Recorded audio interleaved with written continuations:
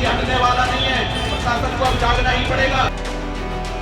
1 महीना से चलता धरना प्रदर्शन ये आ रहा है और कोई सुनवाई नहीं हो रही है। प्रशासन तक से मत नहीं हो रहा है। यहाँ के नेताओं को जू नहीं रेंग रही है।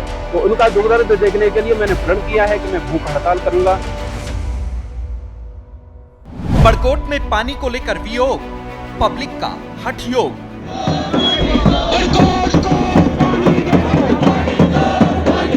खत्म हुआ इंतजार, अब सरकार से आर या पार।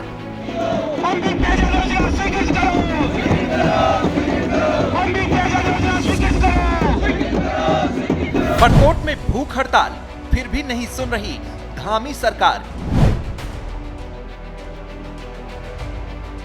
उत्तरकाशी जिले के नगर पालिका बड़कोट में पीने के पानी की किल्लत को लेकर कई दिनों से चल रहा धरना प्रदर्शन ने अपना रौद्र रूप ले लिया है। यहाँ पेयजल संकट को दूर करने की मांग को लेकर 1 महीने से धरने पर बैठे लोगों ने शनिवार को भूख हड़ताल शुरू कर दी है। सनातन जागृति संगठन के अध्यक्ष केशव गिरी महाराज नगरवासियों के समर्थन में भूख हड़ताल पर बैठ गए हैं। सनातन जागृति संगठन के अध्यक्ष केशव गिरी महाराज और उनके साथ बड़ी संख्या में नगरवासी चंद्रेश्वर महादेव मंदिर बड़कोट में इकट्ठा हुए।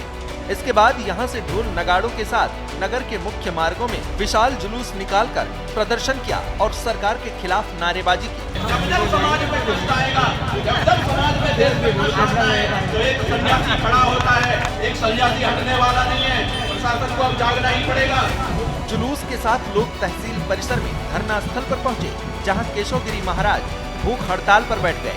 उनके साथ अन्य लोग अनिश्चितकालीन धरने पर बैठ गए हैं और उन्होंने सरकार से पेयजल संकट दूर करने की मांग की है।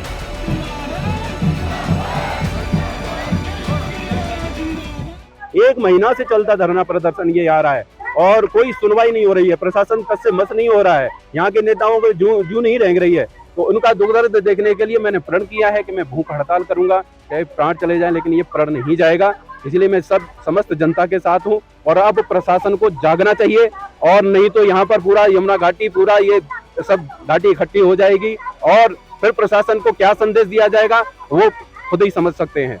और अब प्रशासन को जागना होगा और जब तक उन्होंने आश्वासन नहीं दिया तब तक मैं उठने वाला नहीं हूँ। उत्तरकाशी के बड़कोट में पेयजल संकट को लेकर कई दिनों से विरोध प्रदर्शन जारी है।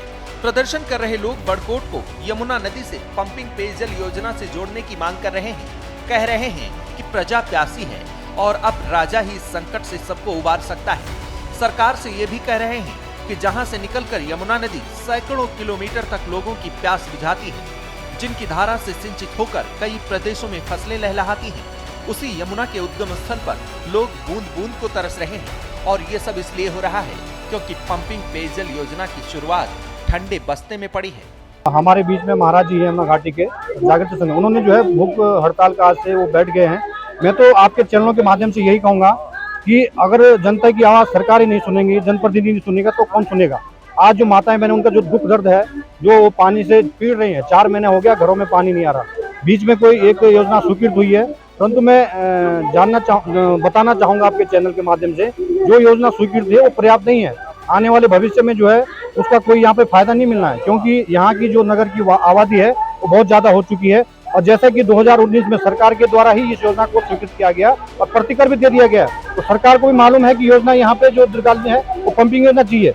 तो मैं सरकार आपके चैनलों के माध्यम से आग्रह करूंगा कि सरकार को देखना चाहिए और इस जन भावनाओं को देखते हुए इस योजना की वित्तीय स्वीकृति तुरंत देनी चाहिए। बड़कोट यमुनोत्री धाम का मुख्य पड़ाव भी है और यात्रा काल में हजारों श्रद्धालु बड़कोट में रात्रि विश्राम के लिए रुकते हैं। ऐसे में स्थानीय लोगों के साथ साथ 4 धाम यात्रियों को भी पानी की किल्लत से जूझना पड़ रहा है।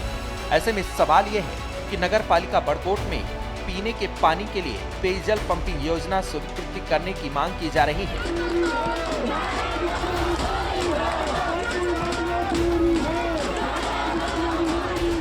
लेकिन 1 महीने से धरना और प्रदर्शन के बाद भी सरकार चुप है।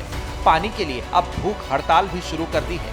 लेकिन अब देखना होगा कि बड़कोट में चल रही भूख हड़ताल लोगों की प्यास बुझाने में कामयाब होगी।